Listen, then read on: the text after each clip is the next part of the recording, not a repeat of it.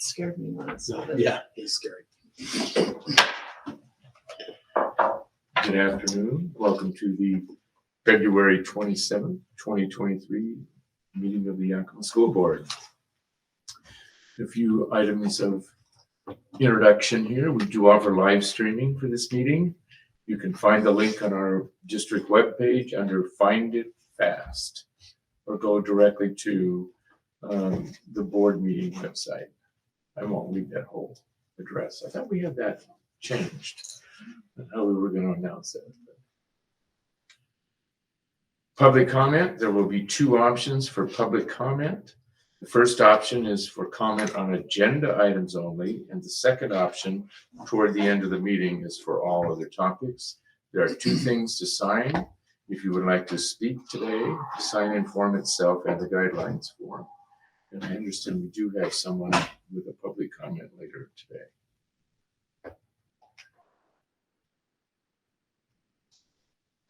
If you are interested in past meetings, you can find a link on our webpage to the YSD YouTube channel to view past meetings that were recorded and posted there. Okay, Barb, would you call the roll, please? Director Beckett, Here. Director Navarro Jr., Here. Director Rice, Here, Vice President Villanueva, here, President Walker. Here. And today we have a student from right here at Ridgeview to do our Pledge of Allegiance. I believe your principal is going to introduce you. Distinguished board, we're so happy to have you here at Ridgeview tonight. This is Emily. I call her Emily, but Emily Montaña Bustos, and she is one of our student leaders here at Ridgeview. She's a fifth grader, and she's going to go ahead and lead us in the pledge and the word of the month.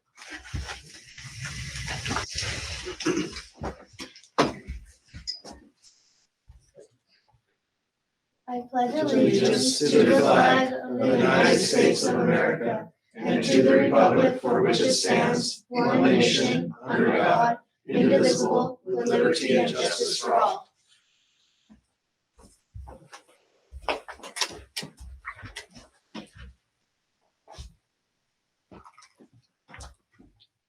Our word of the month on this February is patience, which means the capacity, habit, or fact of being patient. Thank you, Emily.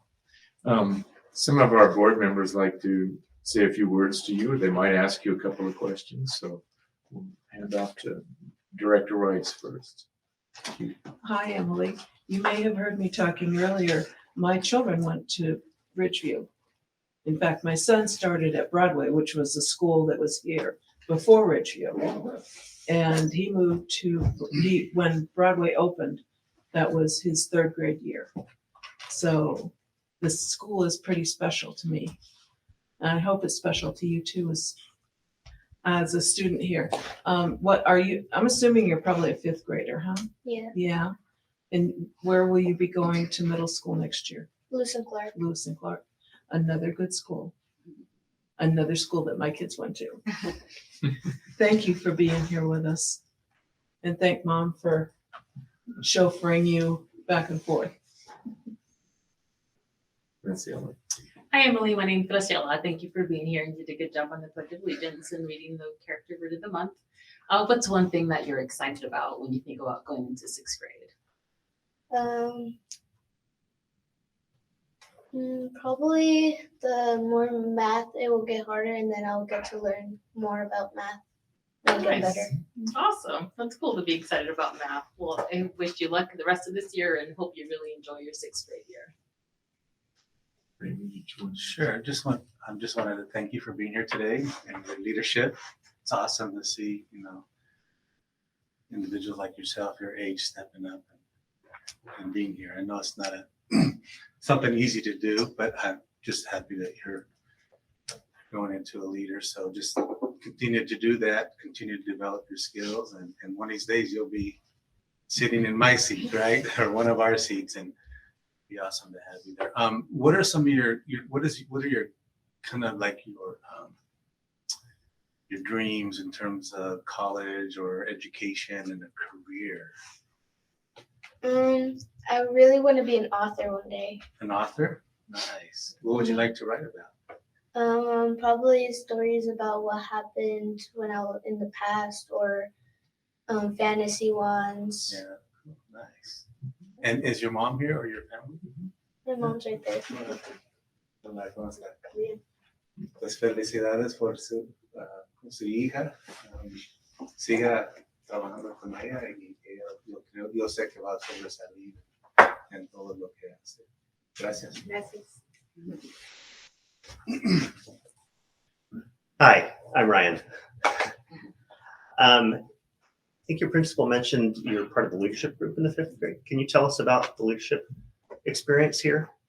We do a lot of work for planning assemblies, and also we do sometimes we do a fun little game in the assemblies, and then the teachers pick a honest person in their classes. Mhm. We also do plays, and we do videos of the play, and it's really fun. The people there in leadership are very kind. We all even though we all have differences between each other, we still all love each other as a family. Well, it sounds like a lot of work, but it sounds like it's really cool. So I'm glad you're getting to go through that. So good luck for the rest of the year. My name's Norm. I'd also like to thank you for being here today and helping us out.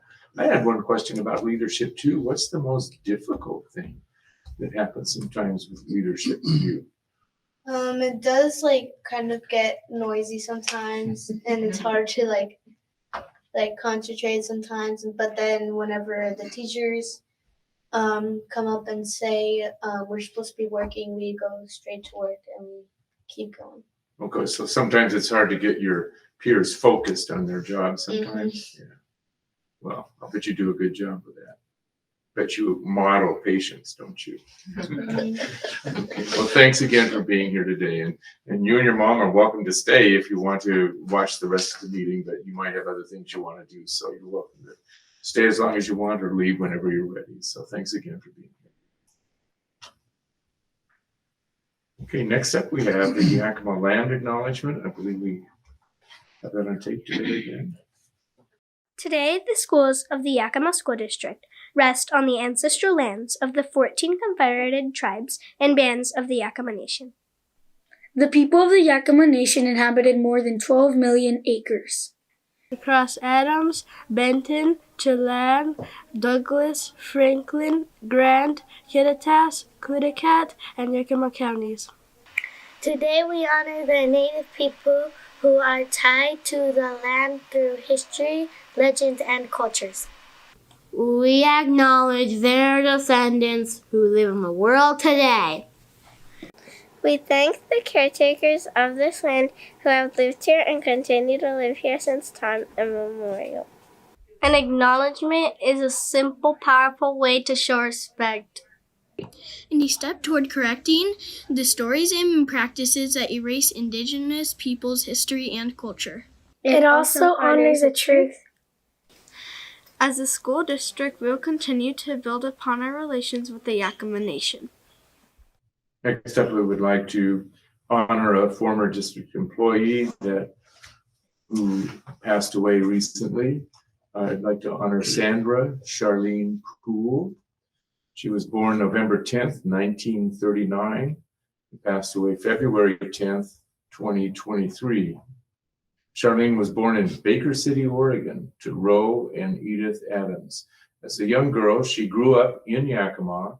In 1959, she married the love of her life, Don Poole. They were married for 60 years. Together, they raised 2 sons and a daughter, Douglas, Scott, and Stephanie. Charlene worked for the Yakima School District as a cook at Eisenhower High School for 31 years. She used her skills and passion for baking and was known as the lunch lady to many. Charlene had many hobbies that included camping and fishing, but the greatest joy came when she retired to help care for her grandchildren. Please join me in a moment of silence in memory of Sandra Poole.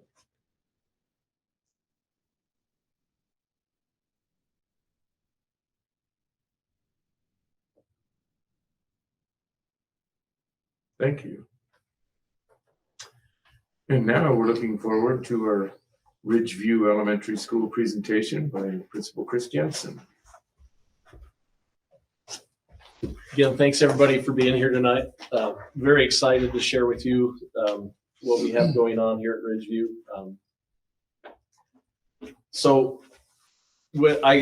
So this is my second year here at Ridgeview, starting my 12th year as a elementary school or as a school principal, and coming from Wyoming. It was a little bit different, but I am familiar with Washington, and I've been a principal in the state of Washington before.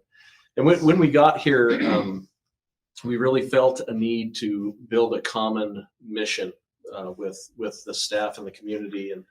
And so my first year here and our first year really kind of back from the COVID experience, we spent some time getting information from parents and from students. And as a collaborative team, we really built what you see before you here, which is our mission statement. And so I'll go ahead and read that to you. Our mission here at Ridgeview is to ensure high levels of learning for all, school, family, and community. And really what that means for us, we have definitions for those. Ensure means we're going to make sure it happens. High levels of learning, that's at grade level or better. And all means our students are learning, our teachers are learning, and we're doing what we can to help our community learn and become more educated. And that leads to that caption at the bottom, the school, family, and community. And so our vision, if we're truly doing our mission, the vision is what our school should look like. And so what we have for our vision is all students achieving a grade level or higher. All staff taking an active role in team collaboration focused on collective inquiry and taking action on measurable student growth and achievement data. And then students, staff, and parents who feel welcomed, cared for, and valued as part of our school community. And today, as always, we're guided by the compass, the compass that the district has set before us. And we will touch on a couple of these more specifically, a couple of these goals from the compass as we go through the presentation. So to start with, we do have an instructional leadership team, and these are the members of our instructional leadership team. I just had a meeting with them right before I came to this meeting, where we do a lot of the planning of what things are going to look like instructionally for the building. We try to make sure we got people from every part of the building so that we get a good view when we're making decisions, and it's not just based off of just classroom teacher input, but many voices as we could get at the table. And so I think a big part of this presentation is to show kind of where we're heading, how we set our goals as a building to get where we need to go. And we do follow the cycle of continuous improvement that I believe everybody in the district follows.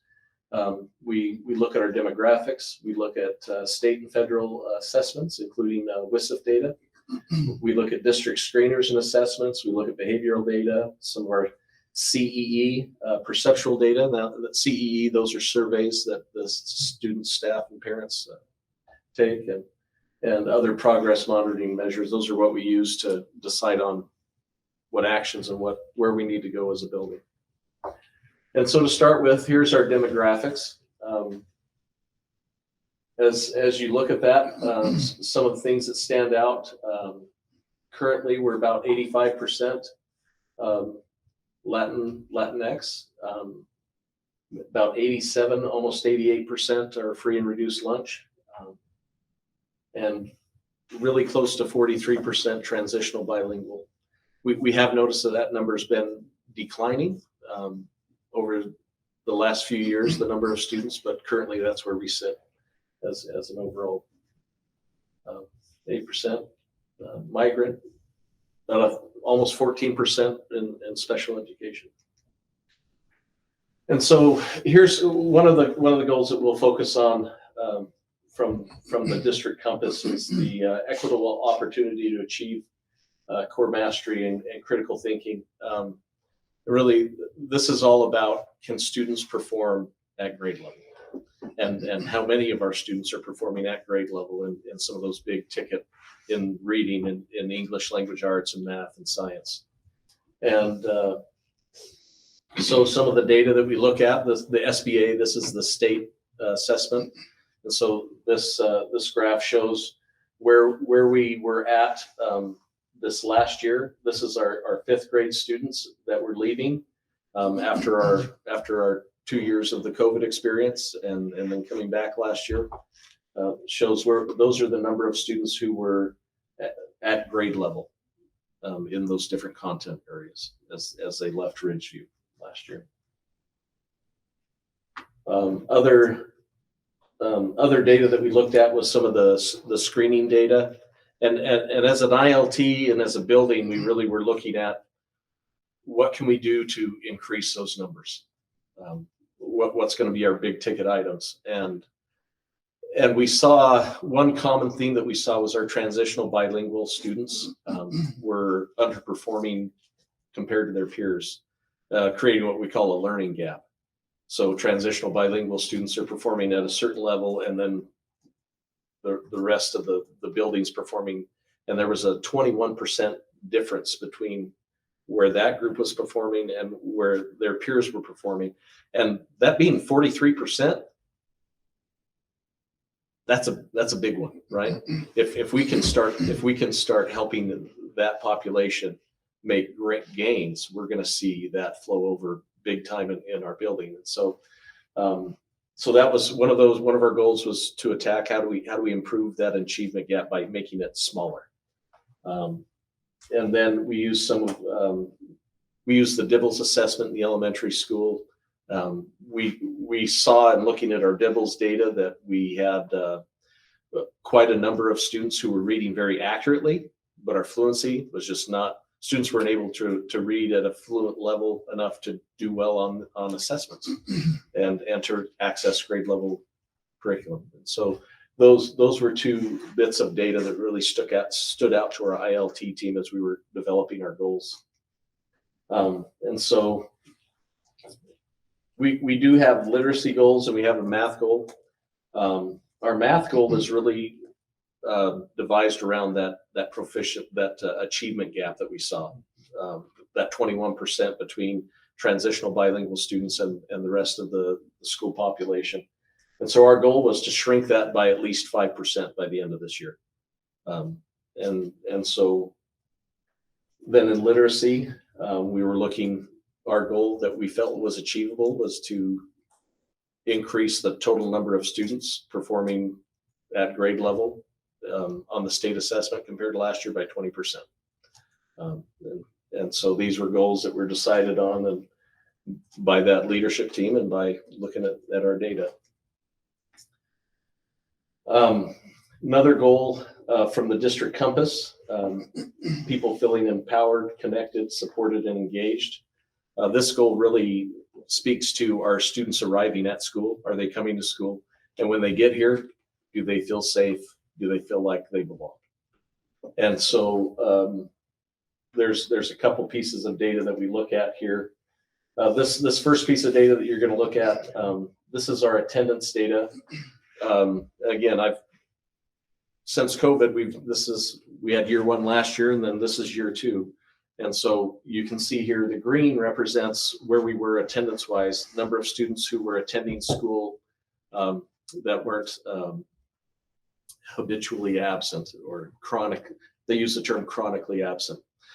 So the green would show these are the students that weren't chronically absent, total number. And then the purple is where we're currently at this year. And we've been doing some things with our PBIS team to try to encourage students to be here, try to make connections with them, try to help all of our students feel like they're part of what's happening here. And we are seeing some growth there. So that's very positive. What was your total student population here? We have about 540 students. So this year it's about half of the students are. Yep. Then when you look at our student discipline data, and this data specifically is about students who commit infractions to the point where you would want to have them excluded from school for safety of other students. So when you look at that, you'll see a blue line, which is number of students who were being excluded because of an infraction that we felt it was necessary to keep them out of school. So again, this is connected with attendance because we want everybody here as much as possible. So we try to do different things discipline-wise to try to keep students at school.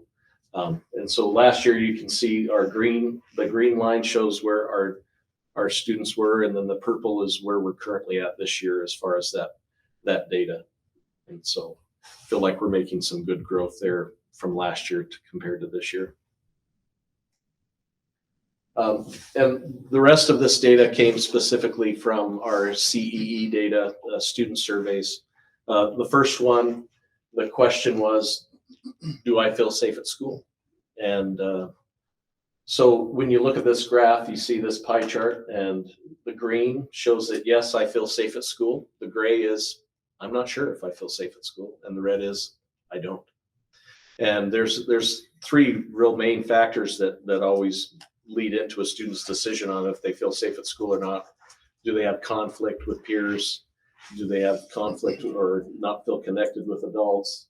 And then the reality of, I don't feel safe because there was somebody in the park with a gun, right? And so just so you know, right before we took this survey, we actually had 3 live lockdowns because of 2 of them were because people who had firearms in our neighborhood.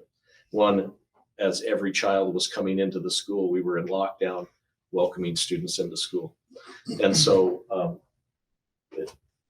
we see great opportunity here for ways that we can help educate our students as far as, when we do have those lockdowns, teachers kind of walking them through, because that can be a very traumatic and scary experience for anybody.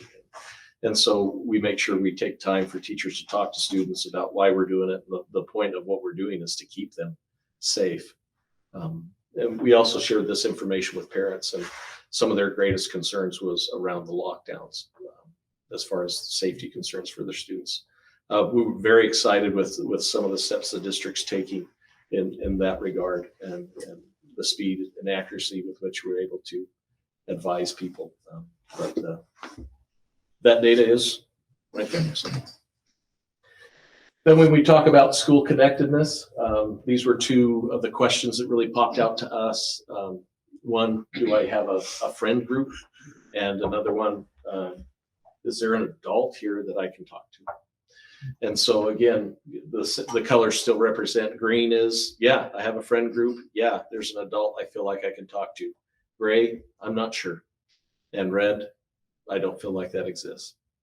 And so we take this information and we bring that into our teams to see what can we do now that we know how students are feeling, what can we do to help?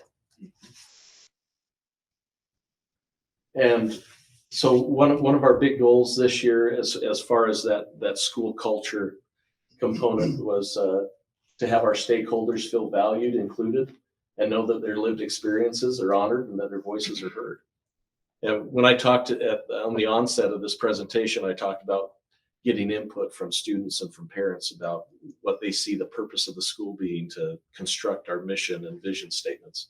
And this came out very clearly from both students and parents, is they just really want to feel like that their voice is heard. And when they have a concern, that there is somebody there that cares what they think and wants to know, right, that are looking for ways to help. So some of the things that came out of that is an expansion of our student leadership team. Some of the things we're trying to do to help reach this goal. Emily, who came here today, she's an example of that. We have a student leadership team that it fluctuates because we let anybody participate on it who would like to. We don't say, well, you didn't fill out a form. We say, if you want to help lead, if you want to make decisions, you come participate. It's an open door. We have students who lead announcements, pick music that plays in the morning. We have students that coordinate spirit weeks and dress up days, and they also coordinate like kindness week. and she spoke a lot to some of the assemblies. She was just in a student leadership meeting where they were planning the assembly that's going to be happening this Friday.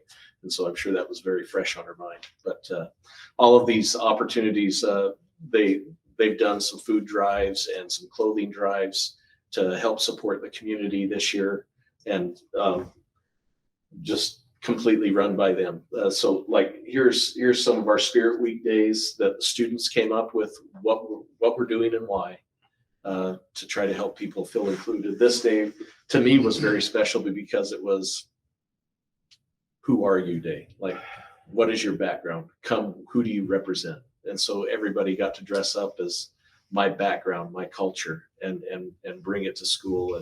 And it was a really cool day. And the students are the ones that initiated it. And so,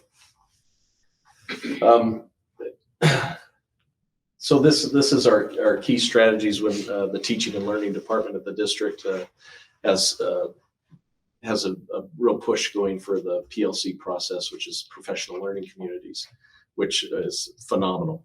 I can't tell you how excited I was as being someone coming from out of district to come in and see that this is the direction the district is moving, to this professional learning community. I've had a chance to be a part of professional learning community since 2005. And so I have tons of experience behind this, and I've seen what it can do for students. And to see that this is the goal of the district moving forward, the collaboration and removing isolation, removing working in silos, and really becoming a collaborative team, it's very exciting for us, and to have the district support to push that down into the classroom level, very exciting. And really that's one of our key strategies when we look at some of those academic goals that I showed up there before, reducing the learning gap in math, and increasing the total number of students reading at grade level fluently. A lot of what we're doing there is based around this PLC process.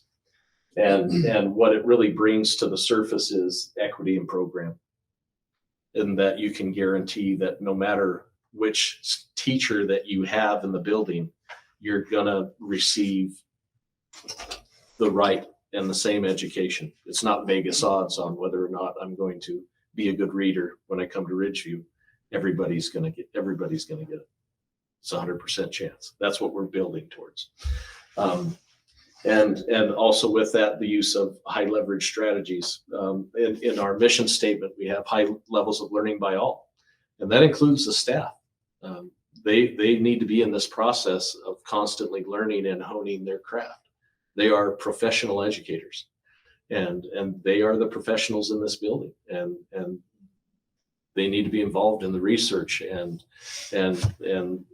the learning that's going to be happening in the building, and what they can do collectively with the students that they have to make those gains and achievements that we need to make.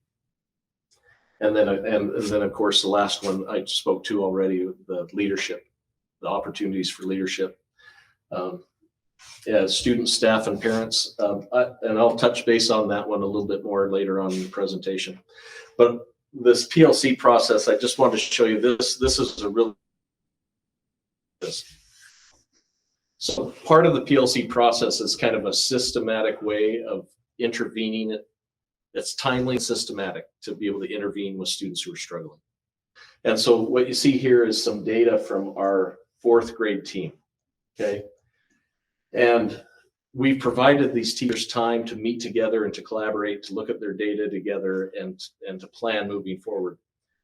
When you see the green shows, and it's looking at the percentage of students in the 4th grade. The green was in the month of November, where students were with this math standard, which happened to be a multiplication math standard, which anybody in the middle school or high school will tell you, this is an important one. This is one of those, you can't miss this standards, right? And so it's so important, we're gonna take time and we're going to intervene specifically to this standard. So in November, when we took what we call as a common formative assessment, the teachers made an assessment to see where are our kids performing on this standard. That's where they taught most of the unit, and this is where kids came out. Far below standard is on the left. That means they couldn't do it at all.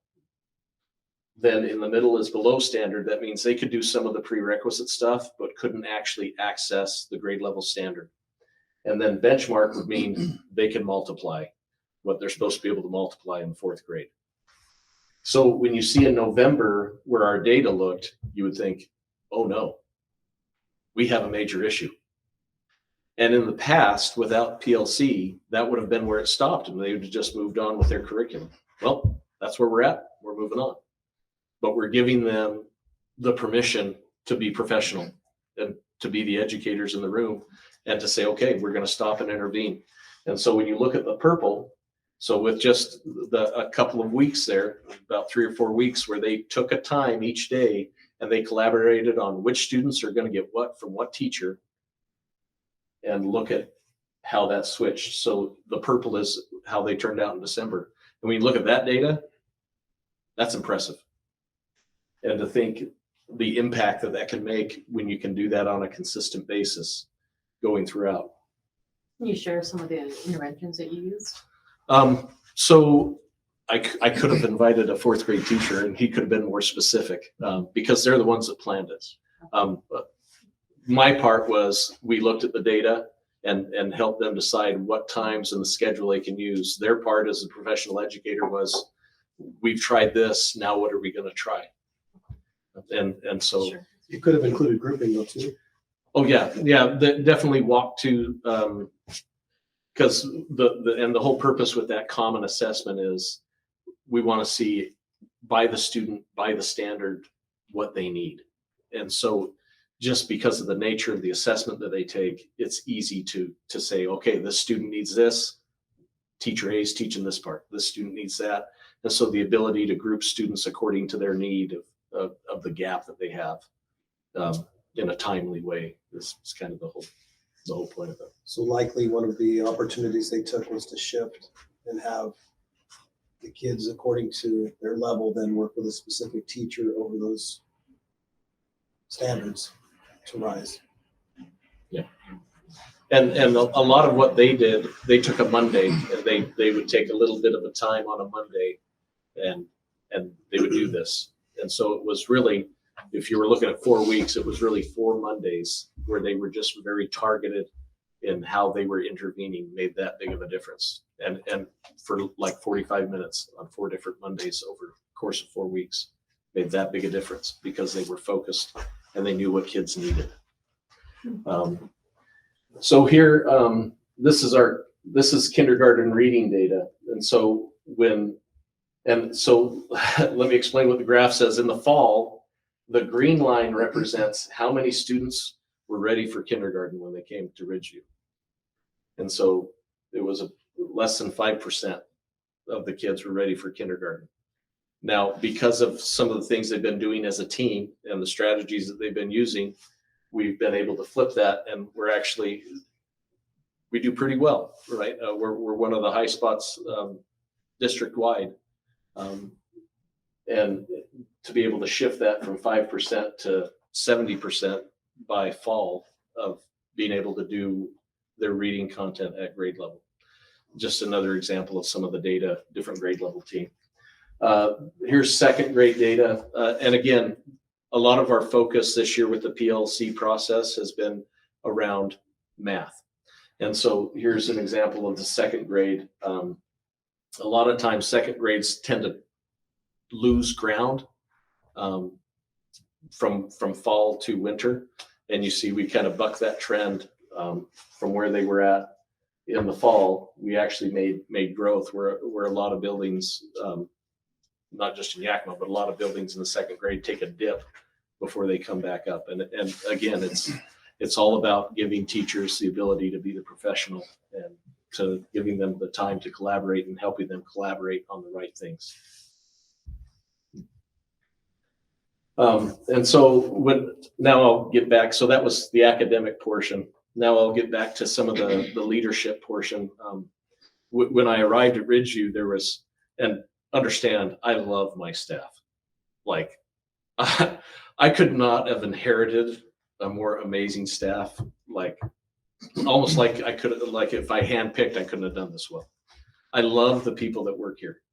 And but when I got here, there was only a handful of them that were taking on leadership roles in the building. And so we made a big shift in how we function. And this was under our multi-tiered system of support, the MTSS process, where we used to have 4 or 5 people that did any of the leadership. Now every single person in the building is involved in some capacity in leadership in the building.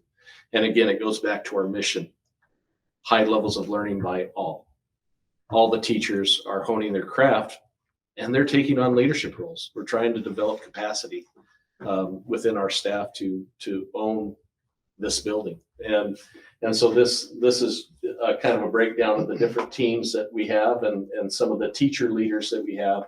And underneath each teacher leader, every person in the building fits into one of those teams. And the day that we had today, because we had an early out, right? It's a Monday, so the students go home early and we have some time to work together as a building. So we had a group that met about community and events and what they're planning. Student leadership team, we have some adults that help the students stay on track, right, as they plan their leadership activities. The PBIS team, providing those positive supports. The safety team, BSET and the ILT team. And one of our big challenges with this is we want to get the community more involved. And last year and at the beginning of this year, we've had 1 parent volunteer. And it's not even a parent, it's a grandparent. And so we were thinking, how do we flip this script? How do we invite people in? And I literally just gave this presentation showing where our students are at and what we're trying to do at the building at our last parent meeting. And then just offered an invitation of, we would love to hear from you. Can you, in a month, do you have an hour or 2 hours that you could volunteer at the school in an entire month? Does that exist in your schedule? And we had a lot of parents step up and say, yeah.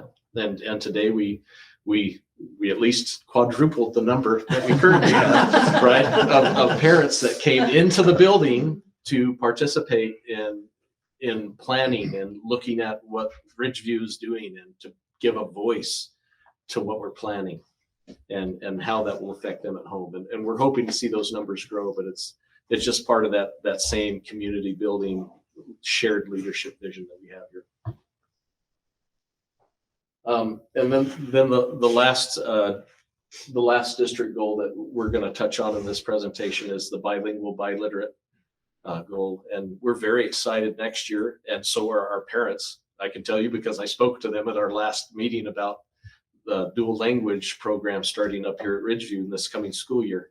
And parents, they were so welcoming to the thought of this program and what it can do for them as a community and the special skills it will provide their children to not lose their heritage and to have a leg up on the competition. Because you know what?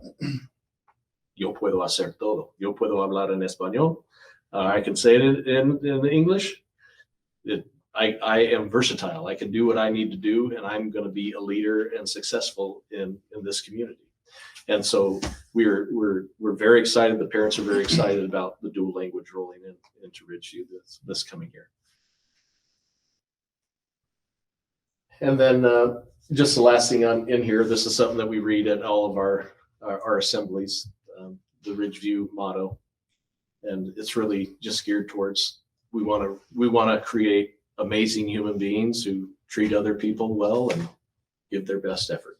And, anyway, there's us, and of course we do rock at Imagine Math. We do some good things with Imagine Math. Actually, just this last week we had the first classroom in Washington State to pass 1,000 lessons in Imagine Math, Nice. and so Imagine Math brought in a big pizza party for that class, the hard work they're doing. And actually, Emily, who was here earlier, I was talking to her a little bit today, and she said, I asked her, so what is your favorite content? She says, I really love math. And I was like, why? She says, I found out I'm good at it. She said, yeah. And part of it was, having the opportunity to expand her horizons with the program that they're doing. She's like, Mr. Jensen, I passed 66 lessons. Do you understand? Like, I rock at this. I'm really good at this. And it was just so, and isn't that what we want? I mean, isn't that why we're here? I mean, we just want to supply our children that vision of what they can be, that they're awesome, right? And so, anyway, that's Ridgeview. Any questions? Principal Jensen, did you understate the achievement of your kindergarten classes as far as their success? Little, well, I don't want to brag, but If your kinder teachers were here, what would they say? they're the best team in the district. That's what they'd say, because our scores are the best in the district. That's what they'd say. So, Awesome. Any questions or comments from the board? I don't have a question. I just have some comments. This was, as you know, this was my kids. Both of my children attended Ridgeview. And when they were here, I was very involved in the PTA that was here. And that my question was going to be, what kind of parent participation do you have? And so I was glad to see that you stepped into that. And it's exciting to see the increase. I mean, it's not hordes of people banging down your doors, but it is an increase. Mhm. And my experience with the families in this neighborhood is that you have to go out and, I mean, you have to ask them one-on-one almost to get them to come, because it's just not something that they're familiar with, is volunteering in school. I was pleased to see your kindergarten numbers, especially knowing in this neighborhood where the kids come in at kindergarten and the resources that many families lack when it comes to making sure that their kids are prepared for kindergarten. I know what the deficits are here. And to know that you have the highest scores in Yakima amongst all the kindergarten classes that we have is exciting. So congratulations. You've got a lot of energy and emphasis going for you. And I'm looking for really good things to happen out of Ridgeview. thank you. Thank you for So your are we. presentation. And they're coming. They're Thank coming. you for Good your things are coming. presentation, Chris. I'm curious to know more about what makes your kindergarten teachers different. Do they teach differently? Do they use different interventions? What makes them special? To be honest with you, it's their dedication to high leverage strategies. When you come in and walk through our kindergarten teachers' classrooms, you're going to see the highest level strategies being used across the board. There's not wasted time, right? So sometimes I have seen when I've been into classrooms where time isn't being used as effectively as it could be. You don't see that in our kindergarten. They get right after it. They get right after those key details. They have amazing classroom management skills. They love those students, and those students love them back. And that relationship, I mean, it's just the whole dynamic. It's a lot of things really, but it's the atmosphere they create. It's their dedication to the high leverage strategies. It's that it happens across the board. And it's their ability to work together as a team to make sure they're all headed in the right direction. They look at each other's data and share and take steps moving forward. So, Can we clone them? yeah, I would love to. I'm telling you right now, I love my staff. Like I feel bad because not every building can have the people that I have. That's heartbreaking for me because of the ones I have. I love them. Can you talk a little bit about the couple of slides you showed about school safety and students feeling connected at school? What are some of the strategies that you all are using to help more students feel safe and connected at school? Yeah, so we're trying to use our leadership opportunities as part of that. and again, that's part of the, a lot of times when you see leadership, it's like you fill out an application and it's voted on and who's going to be a leader and who's not. We want to keep that open. And when I'm out, I'm looking for individuals that I can invite to help them feel connected. The DJ that we have a DJ that plays music in the morning. Last year, I don't think this person said one word at school. It's a student. DJ? Oh, fun. Come out, you come out and at recess, like all by themselves, not saying a word. And I was just like, how do I help them feel like they have a part here? And then I just thought, why not? Let's try it. And I just offered the invitation, and the student's transitional bilingual, and English doesn't come super easy, and pronunciation. She's even started helping with the morning announcements. Like the fear is gone. Like she comes in, she plays music in the morning, and then she'll read the morning announcements, and she's getting better at it every time that she does it. And but everybody, people are in the building are looking for students opportunities to make that connection. We have paraeducators that are looking to connect with students anywhere they can. And we just want to create as many positive interactions with the students. And the more we model that, the more they will reflect how we treat them with their peers. And so a big part of it is the modeling. A big part of it is the invitations and the constant, outflow of here's an opportunity, and it's open to anybody. Here's an opportunity. Here's an opportunity. And just trying to flip the script of what they might be used to in their life, seeing people interact and how we do things at Ridgeview when we have people interact. And it's not a quick fix, but it is, and it's really interpersonal, and it's one person at a time. And as you make payments on one person, that person's going to affect 2 or 3 others. It's going to affect 2 or 3 others, and then you start spreading that. So that's really the approach we're taking, is each adult just looking for opportunities to invite into the fold and welcome. And there's also been times where I'll ask students to lead by being a mentor and friend. Like I'll see a student not participating, or like at recess time especially, and go put my arm around one of the student leaders that we have and say, hey, see that guy over there? I think they'd love to play soccer. What would you think about inviting them to come play on your team so he felt like he's welcome?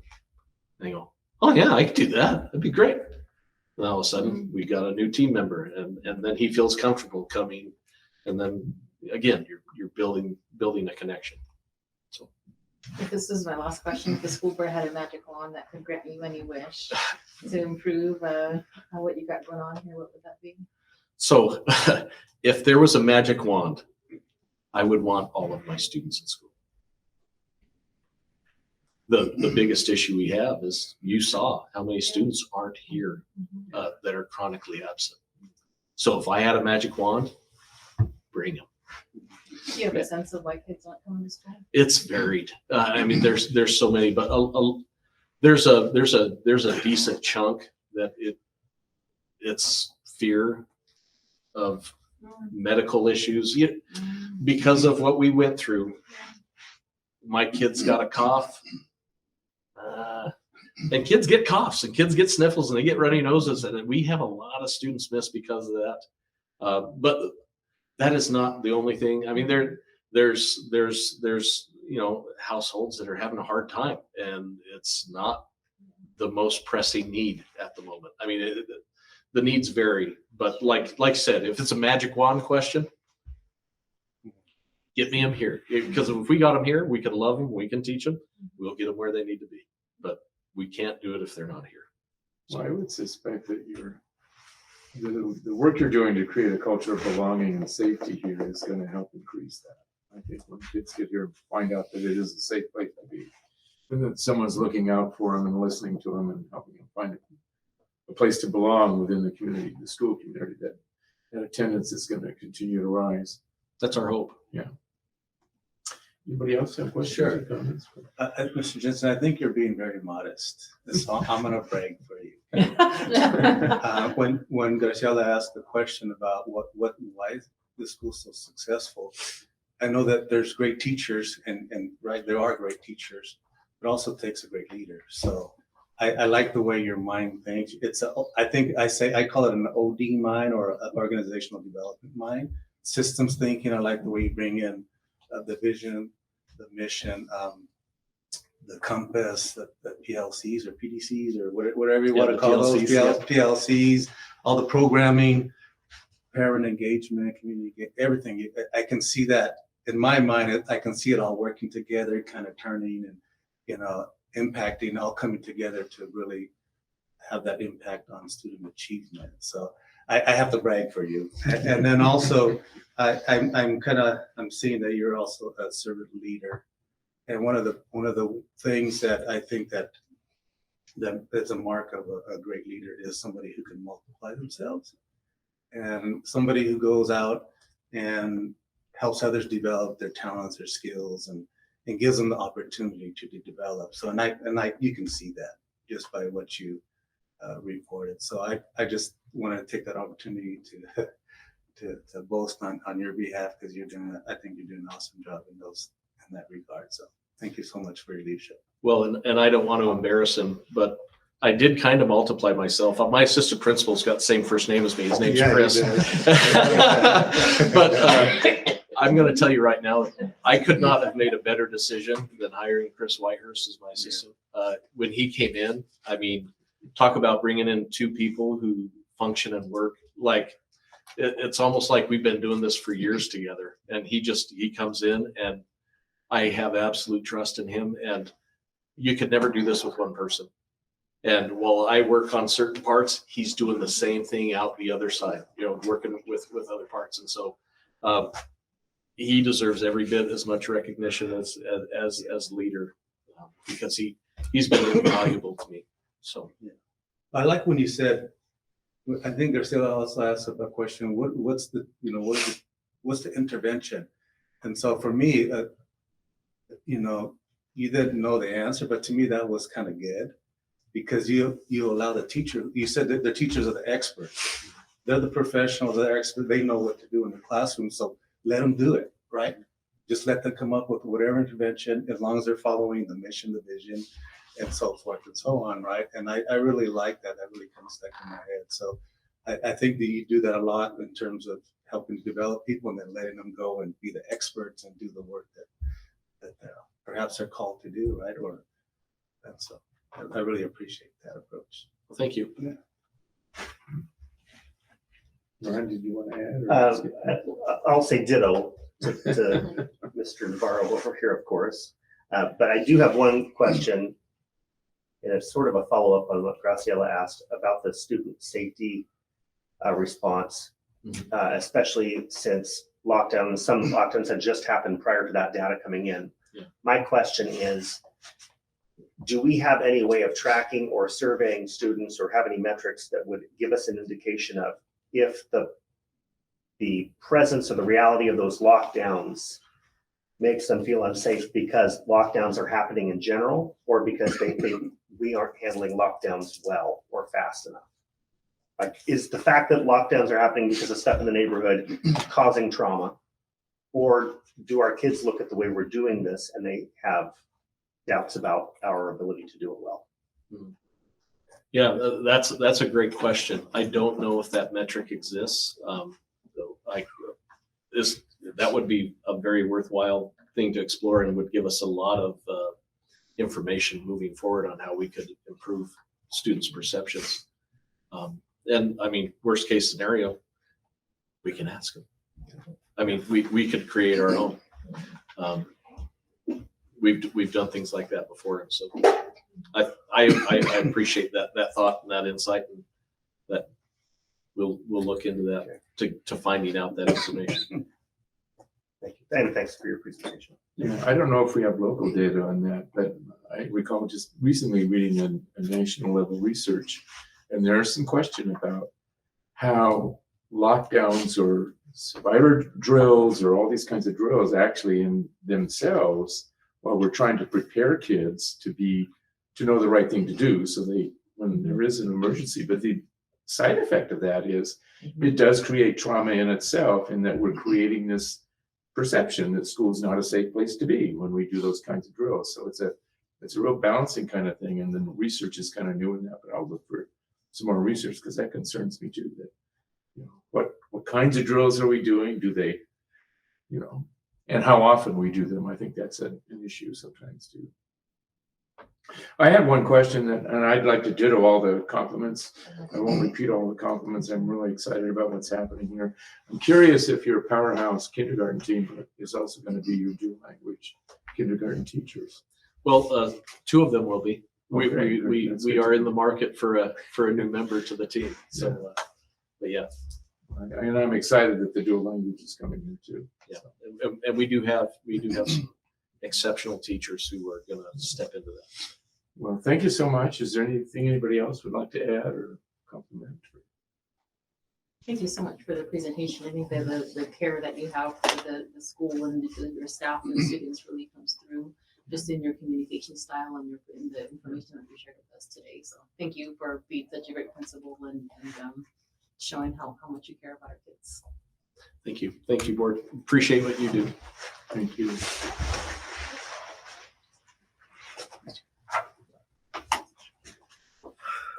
Oh, okay. So that was the public comment. Okay, that's good. Okay. Next up, we have reports from members of the board and items of board interest. Martha, do you have anything on the legislative front for us? I have a couple of things. Yesterday and today were the Day on the Hill over in Olympia. It was a bit of a challenge for folks to get over the hill yesterday. It may be a bit of a challenge for them to get home today, but I think we had a pretty good turnout. One of the keynote speakers today was Shankar Vidam. I don't know if you know him, that name. He was there last year as well. He wrote something about the brain. Remember the title of that? He's on NPR. I'm sorry? He's on NPR. He's on NPR. Shankar The Vidam. Hidden Brain. That's it. The Hidden Brain. And from what I've heard about his presentation last year, he was very well received, which is probably why they brought him back again this year. But the one good piece of news that I received today is that Senate Bill 5059, which was the predetermined interest bill, died in Senate Ways and Means today. So it's not moving forward, it's done.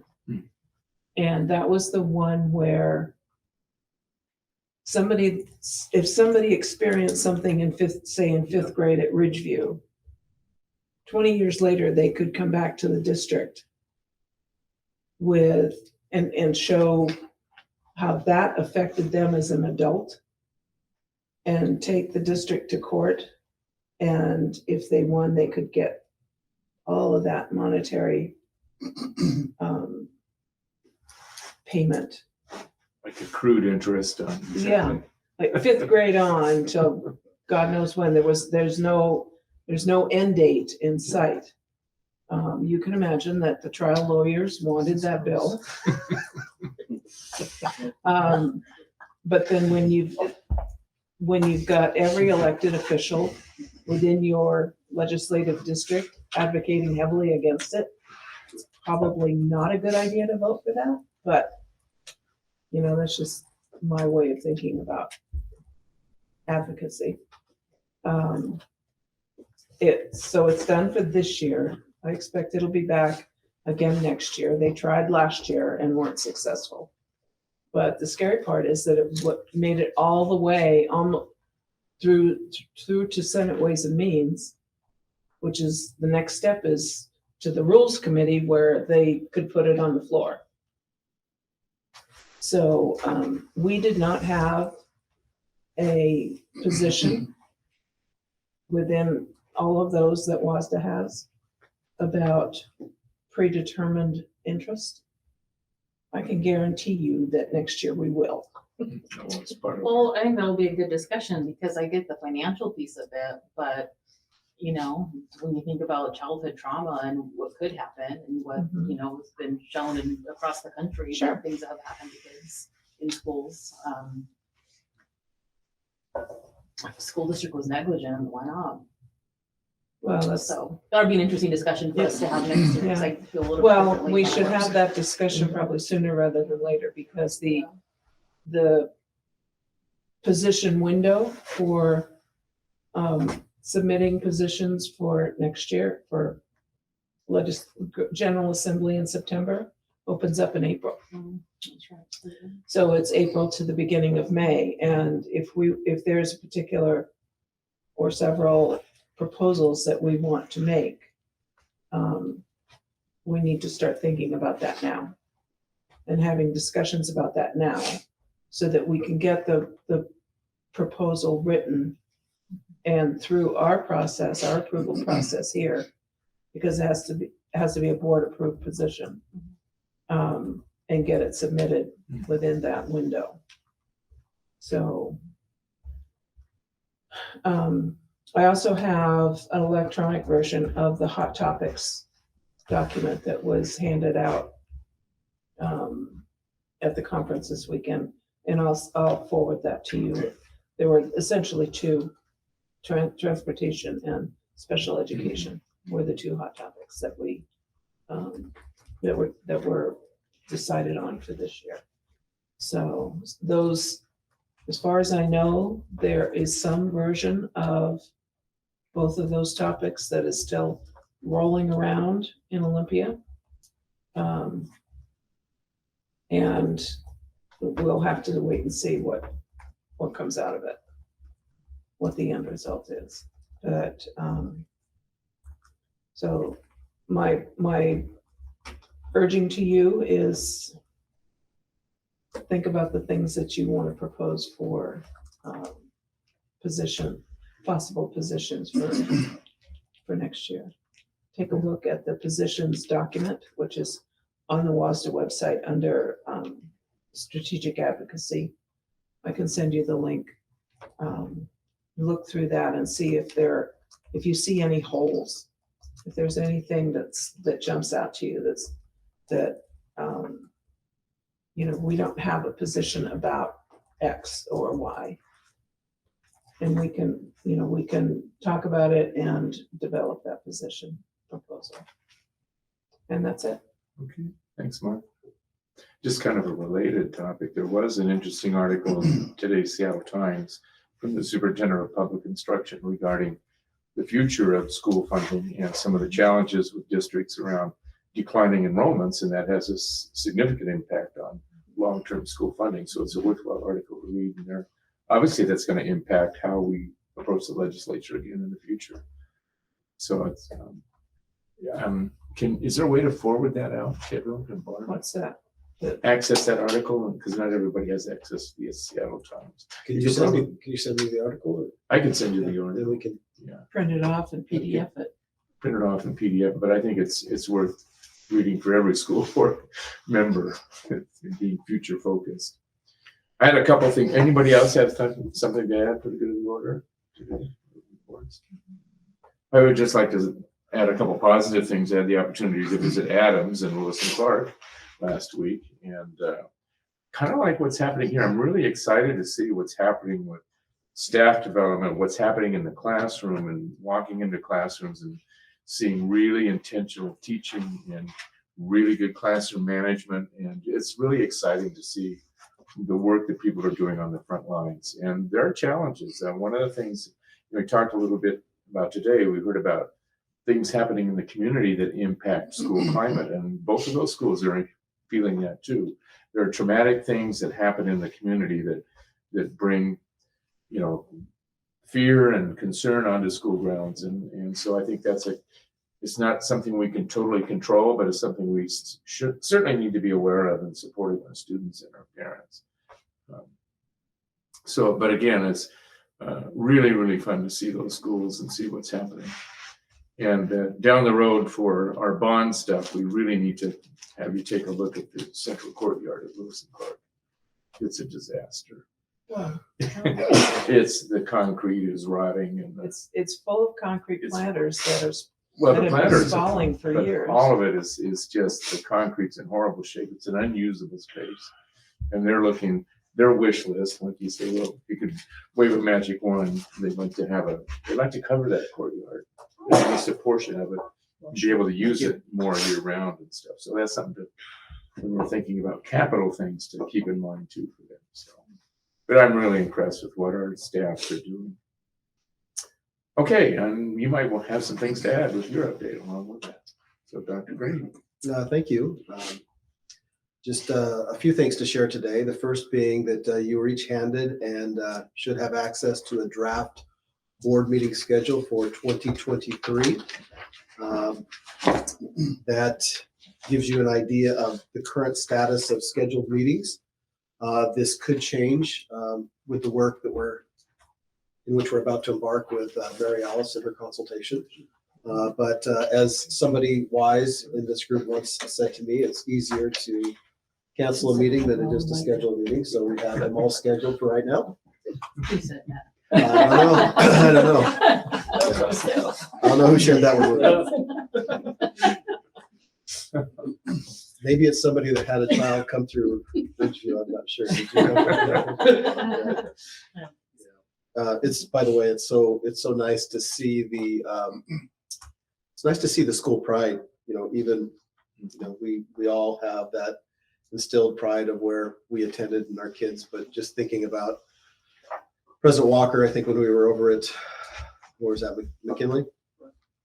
Adams. Adams? No, where you went to. Oh, when I went to McKinley as a Yeah. student. So when you went there as a student, I remember you bragging about that site and then hearing the pride that Director Rice has in being here. So I just want to add that I appreciate that.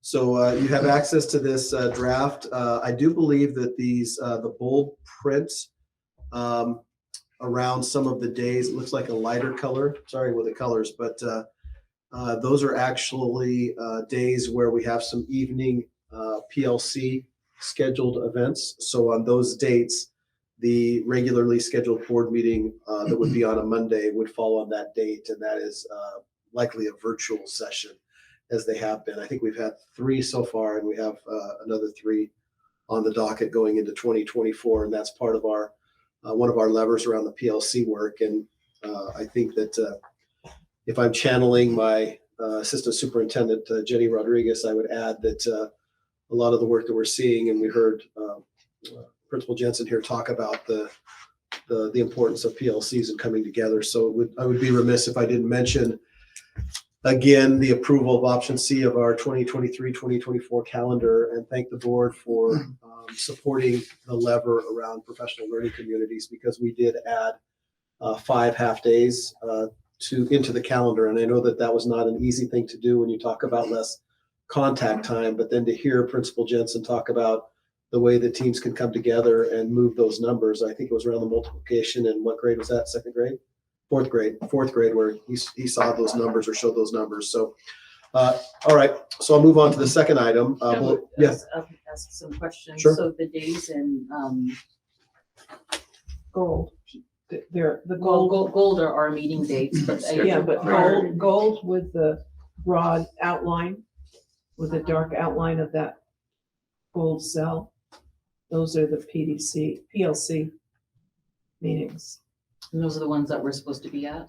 I'm just trying to understand the. Those are the ones, we've been doing them virtually. I Yes. don't know if they're still gonna be virtual. Yes. So is it gold or is it like the salmon color? The salmon, I think.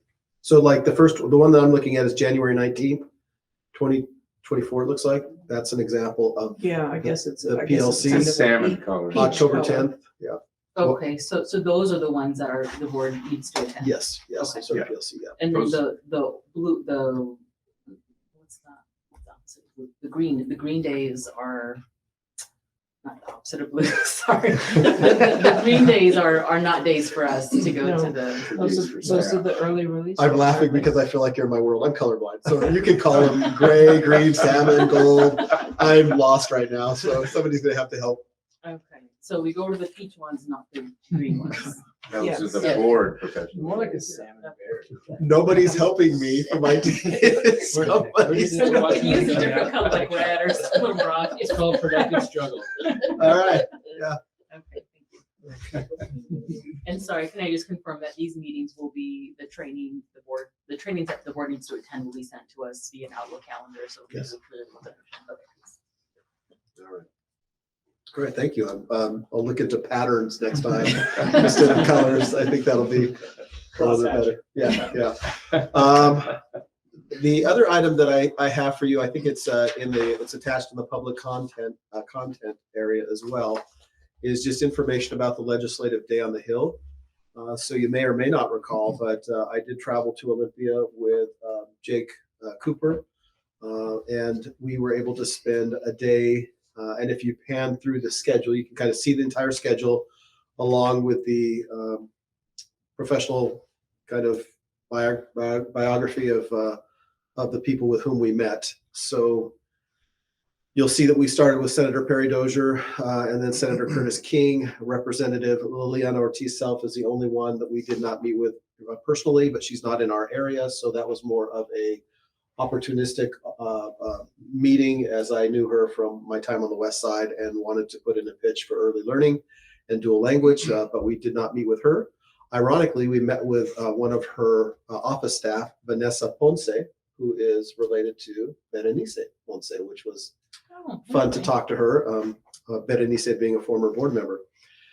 We then current employee, yes. We then met with Senator Nikki Torres, Representative Alex Ibarra, who is no longer in the education realm. And you'll see down below each of the names, the topics that we addressed. We were actually in the session with the superintendent from Thorpe, Andrew Perkins, I believe, along with two of his board members who joined us. We did focus primarily on our platform of special education fully funding, even though we have 3 topics. When you don't have much time, we had 15 minutes with about 5 or 6 people in the room with the senator representative. We had to be very strategic, and so we did focus more on that fully funding of special education. One other topic just to share, it's nice to have been, I think, around long enough that people know you and you're not infamous, but you're just more have a good relationship with them. And it was very nice when Representative Tomiko Santos, she's been the House Ed chair for as long as I can remember, which doesn't say a lot, but she's very well respected and known for her no nonsense approach around everything, but especially education. And our lobbyist reached out to her and she was on the floor and she actually had us wait and came out from meeting on the floor to talk with us in the hallway. And her focus, it was more about what she needed or what she wanted, but it did open the door for further conversation as she requested to meet with me at a later date regarding the TK bill that's out there. So Transitional kinder. yep, transitional kinder. So Transition to kinder is yeah, what the bill is. so that just to give you an update of those highly productive meetings. It's the first time that I have gone and attended in conjunction with another superintendent. So I think in the future, just between us and everybody watching, we would most likely try to go back to the plan of having the full-time ourselves instead of going with another district, even though I see the importance of that. But for us to have more time regarding our platform is important. Any questions on those visitations? Okay. Moving on, we have just 2 quick announcements. The Excellence in Education, which is the new ceremony for the classified and the certified personnel. The Crystal Apple and Shooting Star, I believe is what we call it. Is that correct? Yeah. Award. Those that will happen at Eisenhower Auditorium on Friday, April 28th, and it will be from 5 p.m. to 6:30 p.m.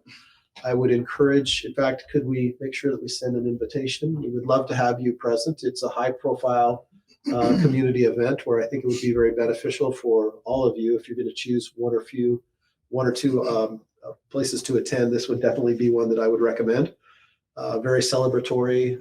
Everybody's very positive there to get an award, so it makes it for a nice event. I would anticipate that the following year we would be at Davis. We've been at Eisenhower last year, and this year the first time in my time here of having it in one of the buildings, but it doesn't mean that hasn't happened previously. But the auditorium should be finished at Davis, scheduled to be finished this summer. The last item, or the other item to share with you, is the WASA SCR Awards Banquet, which is run through our ESD and involves all of the other area districts and their boards. Will take place at YB Tech on Thursday, May 4th, and that is from 5 p.m. to 8 p.m. That traditionally has a dinner, and then there's an award ceremony. Typically, there's a representative and or senator present as well. So those will be sent out to you also. I don't believe we've had one in person for now 3 years. So it's been a while since we've met in person, but that'll be on the schedule also.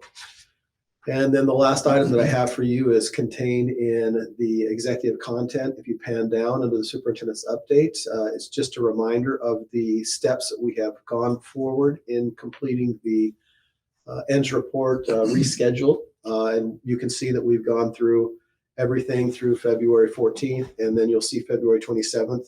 There's a self-evaluation that is due. That is actually an active link.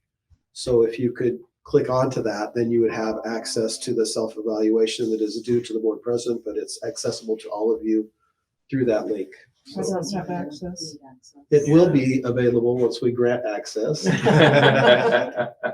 So it says they don't have access. So At the request that we will have that updated forthwith, and or maybe send that to you on a separate email. So that is due today. It was uploaded, and we'll figure it out and make it happen. Glad we have some time left today. All right, and with that, are there any other questions? I'm satisfied with the report that President Walker gave on site visitation, so I won't go into any of the school visitations. Do you want to say anything about Chris's presentation? Oh, see, Not to put you I on the thought spot. I thought there was an intentional plan of all of you to not have me take up an additional 10 minutes of the session by going on about Chris, but Chris and Chris, or crisscross as I like to call them, they're a phenomenal team. I won't go any more into their presentation. I think that you captured the leadership very well. We know that nothing has an impact like a highly effective teacher in the classroom is number one, but I don't think we talk enough about what it means to have a highly effective principal or a highly effective principal team.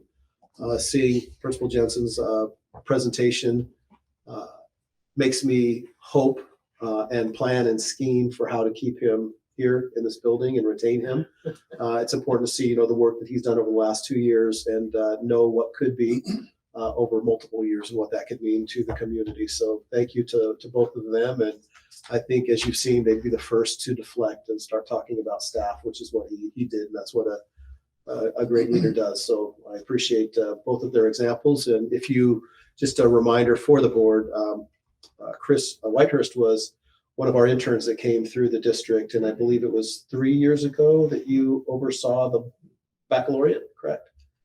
And that was during the pandemic. So he engaged in that process and took that bull by the horns and organized that entire thing process virtually. You mean honors convocation. Thank you. Honors convocation. And I asked you that earlier and you didn't correct me.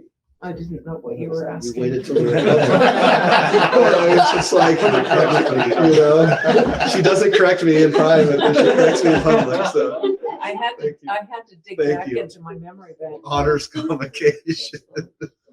All right. I think I've said almost enough. The last thing I would just share with you is that the announcement has gone forth, and I want to publicly acknowledge here in front of all of you the tremendous work of Stacy Locke and her time and tenure here in the district. She's announced her retirement, and contrary to the way that she teases me, she's like, you're just not even replacing my position. But the fact is, she has been and is engaged in so many important facets of what we have happening as a district, that it's not feasible to have somebody with her skills and talents, from having been a teacher to a highly successful and award-winning principal, to then having the influences central office, all the way from safety and security to the HR component, and now what she's done with nursing and food services. So we are not replacing her title with an individual, but we are shifting her roles and responsibilities. And this is where she was like, you're not replacing me, but we've shifted her work into different areas. So you will see an announcement coming forth, if you haven't already. Omar Santoy, who has been a director of student services, is now becoming an executive director and taking on some of her responsibilities. In which area? Health services. So health services will be added to his portfolio. We have Dr. Darling is taking on safety and security and athletics. And then we also have, which, by the way, the safety and security component has just been fantastic, and paving the way. Obviously, Stacy is responsible for that, and her mentorship and work with Sarah and building out that program has just been phenomenal. It's becoming the model for our entire state. And I didn't ask Chris this question, but I would be interested to know, with the whole safety piece that he was talking about, how the Centegics was working out. And you're nodding that, yes, pretty good. Yeah, I didn't know what I could disclose about Centegic yet, but yeah, I did make a cloaked reference to it, but yeah, on two of them, we were able immediately to lock down, just because of quick thinking and that ability to access it. So we've already used it twice. That's the Great. Yeah. And again, that, right now I have one here. So if I were to click this 5 or 6 times, we'd be in lockdown. If I clicked it 3 times, they would know that there was an emergency just with me, and it would track me for that time. So again, there's no other school district in the state of Washington that has this. When I recently, and I haven't reported this to the board yet, but it will be forthcoming in a memo. But I was able to attend the Heads and Principals Association meeting a couple of weeks ago back east, and I was in a group of public and private schools, some boarding schools, in fact, which was quite interesting. And the topic was around safety and security. And it was no surprise to me that we were ahead of everybody in the entire room with what we're doing around safety and security of students. So I think that our reputation will continue to grow. In fact, one of the principals or superintendents in the area is like, well, tell me about this Centegics. And he looks it up and he goes, that's 4 miles from my school, or the company. And they hadn't even, sometimes that proximity doesn't matter in the world that we live in, but he was going to look that up right away. So I'm glad to see that that's actually paying off. Just to conclude with Stacy and the division of responsibilities, as part of that, then what has happened is we've also taken transportation, and that will be situated under Assistant Superintendent Anthony Marietta. So he'll take on that component and step a little bit away from the HR component, not completely. And then the last piece is our interim executive director of finance has actually taken on enrollment, and also is taking on Technology and food services. Technology and food services. So with Hopefully capital projects. and capital projects, yes. So you can see that Someday.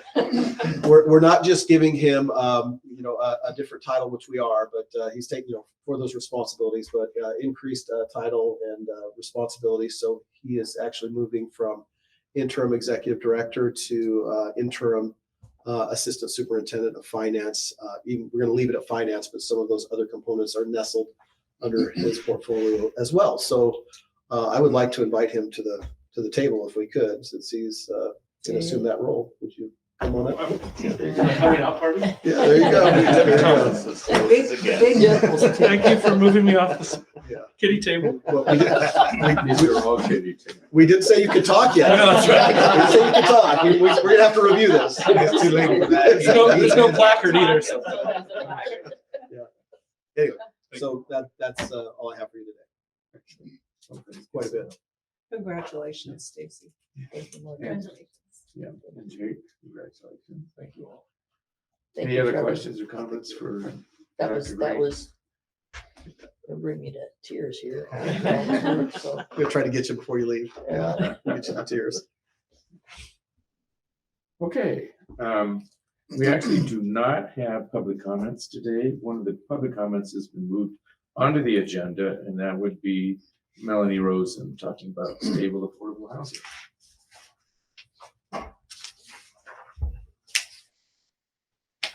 Hey, Mel. Hey, Brian. How are you? Jake, you just took my chair. There's a chair. I can there. stand. Yeah. I'm good with standing. Making me nervous. I can't have you I stand. talk better standing Go ahead, anyway, so. sure. There's a chair. Hopefully it's fun. Oh, you make me real nervous. No. Just take a seat and enjoy. I'll be back when the placards available. All right. I'll wrestle over it. He didn't have a placard anyway. Not ready to read that title now. Well, I'm Melanie Rosen. I'm the Executive Director for Yakima Habitat. So thank you for allowing me an opportunity to speak to you guys today. I am going to read because anyone that knows me knows I can get off track a little bit. So I'm just going to read this. But It's that only 3 never minutes. happens in this room. No, I can tell. It does not. But to be accommodating to the 3 minutes, I'm just going to read this to you. Thank you for the opportunity. And as you know, affordable, stable housing is a critical component of educational success. Many of our youth in Yakima County are not afforded this opportunity. Currently, Yakima County faces a housing unit vacancy rate of less than 5%. Depending on which source you're looking at, we are experiencing a housing unit shortage year after year of over 250 to 350 units, creating additional pressure on the supply and demand of homes. 1 in 7 households are currently burdened, meaning they are paying more than 50% of their income for housing costs. And our homeless rate continues to rise, as we all know. So Yakima has a variety of affordable housing developers, the majority of which provide affordable rental housing units. We are one of few that provide affordable housing ownership opportunities in Yakima County. Our program is a self-help program, which means we require our participants to participate in the build of their home. So they're not just getting a home, but they're actually investing in it from the very beginning. Yakima Valley Partners Habitat for Humanity was established in 1984, and in April, we will be celebrating our 200th home in Yakima County. Eligible participants must be a first-time home buyer. They must earn between 30 and 80% of the area median income for their household size. And they must demonstrate a need for housing. That could be overcrowding. It could be cost burdened by spending more money on their housing than we allow for our homeowners, or subpar living conditions. They also must be able to provide proof that they have the ability to repay a mortgage. Our average mortgage right now is about $165,000 with an estimated monthly payment of about $1,100 a month. Our homes are sold to eligible participants for an affordable mortgage. This means the mortgage payment does not exceed 30% of the household income at the time of purchase. We secure the equity of our homes through what we call a silent second mortgage, payable if they sell their home or otherwise fail to meet the terms of the affordability covenant for their homes. This helps prevent fraud and home flipping. It also protects property values around the neighborhoods that we're building homes. We use a variety of funding sources to meet the needs of our community. Some of the examples of funding sources is we use 100% of the profits of our store. We have private donors, of course, fundraising activities, and government grants. Recently, we submitted an application for $1.1 million in grants for 11 homes within the city of Yakima through the Washington State Department of Commerce Housing Trust Fund. This includes 9 homes that will be single-family detached homes and 2 that are common wall, 0 lot line homes. Locations are on North 8th Street, the corner of Viola and Volker, 24th and Meade, and 29th and Arlington. Government grants require that we share our program information with our community, specifically schools in our area. If you're interested in learning more about our program, the impact of stable housing on education, and so much more, our store, or how you can get involved, please check our website at yakimahabitat.org. Visit our store and our admin office, or you can call our office or reach out to me. Our office number is 453-8077, and my email is exec@yakimahabitat.org. Thank you for the opportunity to speak to you today. Do you have any questions? Thank you so much. Any questions or comments? All right. Well, thank you. Thank you. Well, I'd just like to say thank you for the work that you do. I've been aware of Habitat. I have a number of friends that have been heavily involved in Habitat, so I'm really pleased with that. You're in our community and working in our community hard. So thank you for coming today. Well, thank you. And I invite you all to watch for our 200th house celebration because it will be a celebration.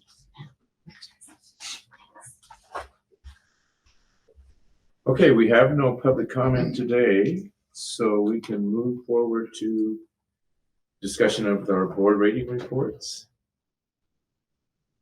Bring those up.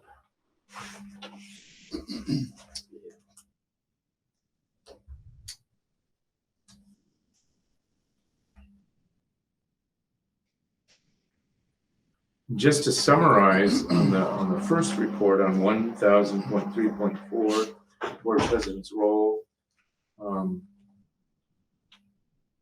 4 out of 5 of the comments, or 4 out of 5 of the ratings said fully compliant, and 1 rating on several of those was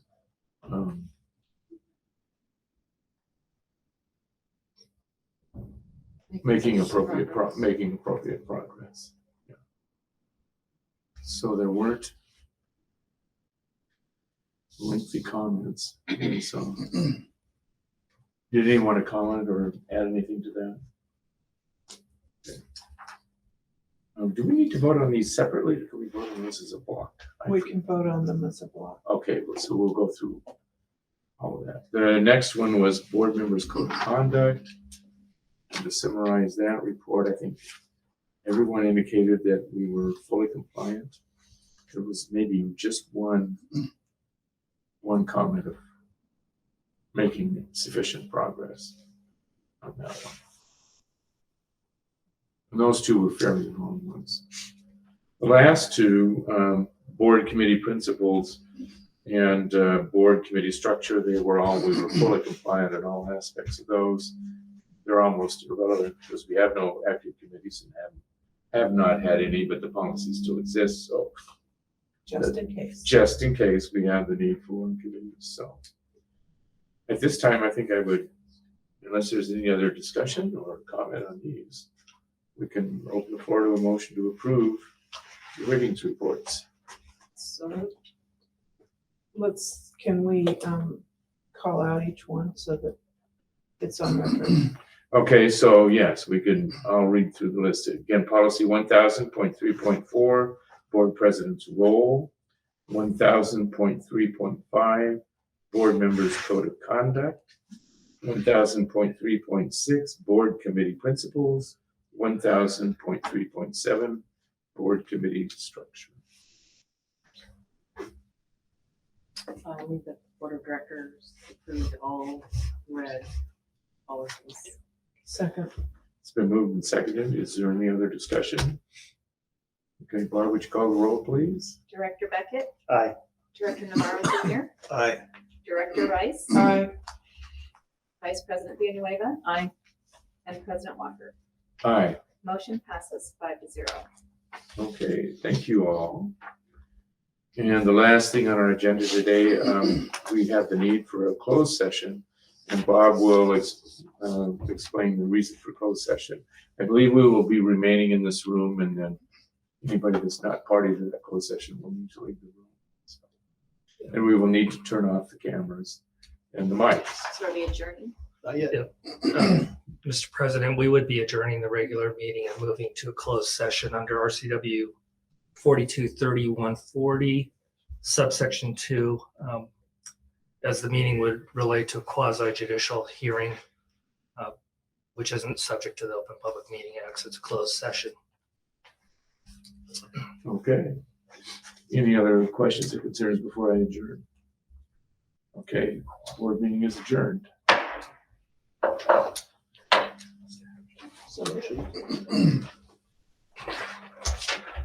Thank you, Chris. Thank you all. Thank you, Chris. Thank you so much. Thanks for my short sit at the table. Just so that you get a feel. I see what he's doing. You weren't doing I it. see what he's doing. He just doesn't want to stay at the table now. Hey,